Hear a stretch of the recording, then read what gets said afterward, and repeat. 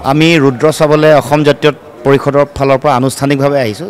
যথেষ্ট সংখ্যক আমাৰ দলৰ সাধাৰণ সম্পাদক ডাঙৰীয়াও আহি আছে আৰু আমাৰো কেন্দ্ৰীয় সমিতিৰ কেইবাগৰাকীও বিষয়ববীয়া কৰ্মকৰ্তা আছে। আমাৰ মূল লক্ষ্যটো সদায় অসমীয়া বোলছবি জগতক আৰু যাতে আমি আগবঢ়াই লৈ যাব পাৰোঁ। এটা আন্দোলন, যিহেতু এটা সময়ত অসমীয়া বোলছবিৰ এটা বেয়া সময় আহিছিলে, চিনেমা হলবোৰত অসমীয়া বোলছবি নচলা হৈছিলে, সেই পৰিৱেশ নাইকিয়া হৈছে, অৱসান হৈছে। আৰু বিশেষতঃ শেহতীয়াকৈ ৰুদ্ৰ আৰু যোৱাবাৰ যেতিয়া ৰবি শৰ্মা ৰঘুপতিয়ে এটা ব্যাপক মানুহৰ মাজত সমাদৰ লাভ কৰিলে, তাৰ পৰাই আৰু উত্থান আৰম্ভ হৈছে। বিভিন্ন ভাইমন্দাও বহুত ভাল হৈছে আৰু বিভিন্ন সময়ত প্ৰতিখন বোলছবি যেতিয়া চিনেমাগৃহলৈ আহে, আমি প্ৰিমিয়াৰ শ্ব'ৰ সময়তো যাওঁ বা বিভিন্ন সময়ত আমি চাই আমাৰ সকলোৰে, আমাৰ দলটোৰ বিশেষকৈ যিহেতু জাতীয়তাবাদৰ আদৰ্শত প্ৰতিষ্ঠিত এটা ৰাজনৈতিক দল, গতিকে জাতীয়তাবাদী ধাৰাসমূহ সকলোতে আমাৰ নিজৰ ভাষা, নিজৰ সংস্কৃতিত, চিনেমা সংস্কৃতিটোতো যাতে জাতীয়তাবাদী চিন্তা চেতনাসমূহ আগবঢ়াই লৈ যাব পাৰোঁ।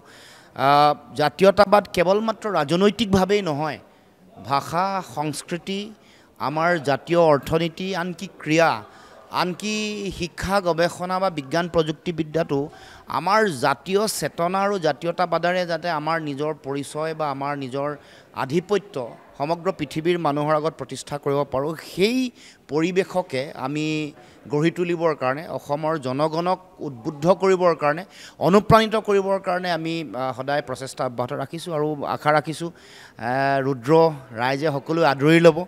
সমগ্ৰ অসমৰ সকলো বোলছবি গৃহতে জনগণৰ ব্যাপক সমৰ্থন পাব বুলি আশা ৰাখিছোঁ। ময়ো আহ্বান জনাইছোঁ যে সকলোৱে দলে বলে ৰুদ্ৰ চাবলৈ আহক।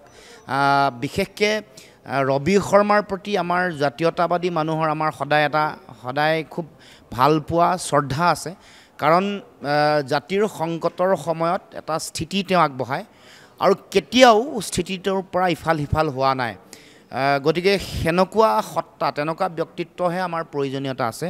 কাৰণ বহুতেই যেতিয়া ঢৌ আহে, ঢৌৰ লগত সেই আৱেগ বা আদৰ্শৰ কথা কয়। যেতিয়া বেয়া দিন আহে তেতিয়া কিন্তু তেওঁলোকে নিজৰ আদৰ্শ সলনি কৰে। কিন্তু ৰবি শৰ্মাই সেই যিটো পৰিৱেশ, সেই সুবিধাবাদী যিটো চৰিত্ৰ, সেইটোৰ বিপৰীতে গৈ নিজৰ স্থিতি ৰক্ষা কৰিছে, যুঁজিছে আৰু নিজে প্ৰতিষ্ঠা লাভ কৰিছে। সেইটোৱে মই ভাবোঁ যে তেখেতৰ প্ৰতি আমাৰ ভাল পোৱা বা শ্ৰদ্ধা থকাৰ মূল কাৰণ। মেট্ৰিক্স চলি আহিছে, বেলতলাৰ মেট্ৰিক্স চিনেমা হলত আজি চাবলৈ আহিছে, মেট্ৰিক্সৰ বিষয়ে কি? মই এবাৰ প্ৰথম আহিছোঁ। মই শুনি আহিছোঁ যে বৰ সুন্দৰ, সৰ্বাংগ সুন্দৰ এই মেট্ৰিক্স বোলছবি গৃহ আৰু এনেকুৱা ধৰণৰ মানে ভাল বোলছবি গৃহ অধিক প্ৰয়োজনীয়তা আছে, কাৰণ বিভিন্ন ৰুচিৰ মানুহে বিভিন্ন ধৰণে আহে। গতিকে ময়ো আহ্বান জনাইছোঁ মেট্ৰিক্স এই ছবিঘৰলৈ সকলোৱে আহক, আনন্দ উপভোগ কৰক আৰু বোলছবি উদ্যোগটোক জীয়াই ৰাখিবৰ কাৰণে সকলোৱে, বিশেষকৈ অসমীয়া বোলছবিৰ যাতে আৰু ভাল দিন আহে। এইখিনিতে মই আমাৰ ফালৰ পৰা এটা ভাল খবৰ দিবলৈ বিচাৰিছোঁ। NB নিউজৰ বেনাৰতো কিন্তু এখন কালজয়ী অসমীয়া চলচ্চিত্ৰ আজলি নবৌ 2 ইতিমধ্যেই কিছু কাম আগবাঢ়িছে, চিত্ৰনাট্যৰ কাম ইতিমধ্যে আগবাঢ়িছে। গতিকে আজলি নবৌ 2 NB নিউজৰ পৃষ্ঠপোষকতাত নিৰ্মাণ হ'বলৈ গৈ আছে, আজলি নবৌ 2।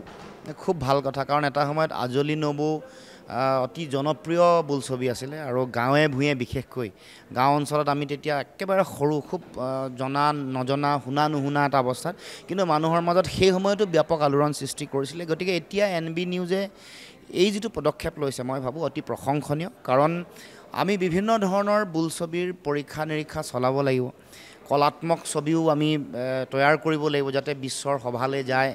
আৰু আমাৰো ইয়াতে আমাৰ অসমীয়া বোলছবি উদ্যোগটোত য'ত বিনোদন আছে, য'ত আন কাৰিকৰীগত কথা বতৰাবোৰ আছে, এই গোটেইবোৰ একত্ৰিত কৰি ভাল চিনেমা, ভাল বোলছবি মানুহক দিবৰ কাৰণে আমাৰ প্ৰয়াস লাগিব। গতিকে NB নিউজে আজলি নবৌ পুনৰ কৰিছে, মই ভাবিছোঁ, আশা ৰাখিছোঁ ৰাইজে আদৰি ল'ব আৰু সকলোৰে এই প্ৰচেষ্টা, সামূহিক প্ৰচেষ্টা লাগিব। সকলো মানুহৰ সামূহিক প্ৰচেষ্টাতহে বোলছবি উদ্যোগটো ভাল হৈ থাকিব, ভাল চিনেমা চাবলৈ পাব আৰু পৃথিৱীৰ মানুহৰ আগতো ভাল চিনেমা, অসমীয়া সমাজ জীৱনৰ পৰা যে ভাল বোলছবি ওলায়, সেই বাৰ্তাটো শক্তিশালী ৰূপত যাব।